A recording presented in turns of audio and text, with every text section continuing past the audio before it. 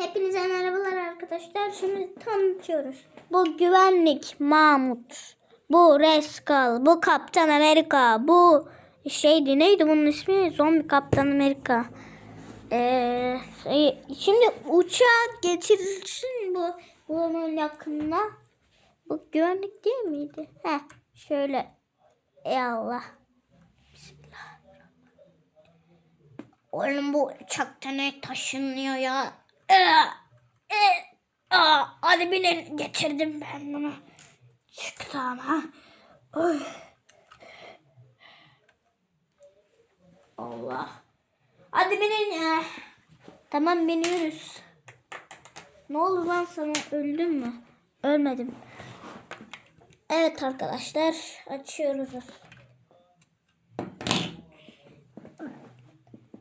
Ben bunu böyle koyacağım.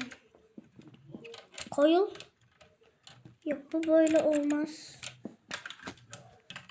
Takıl. Takıl. Böyle. Takalım. Allah.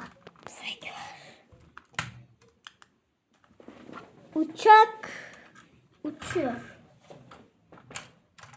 Güzel uçağımız uçuyor.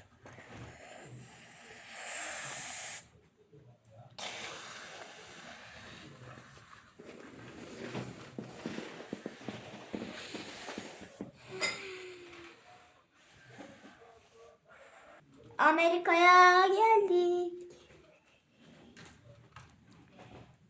Tavuk geldik. Geldik Captain Amerika. Geldik mi? Oy, ne güzel Amerika'ya gelmişiz. Işığımız da var. Açıyoruz. Açtık. Böyle güzel bir oda. Burada bir şey yok. Şurada çaylar var. Ben genellikle bunları artık almıyorum. Çünkü yeri takılınca zor oluyor. Bay bay.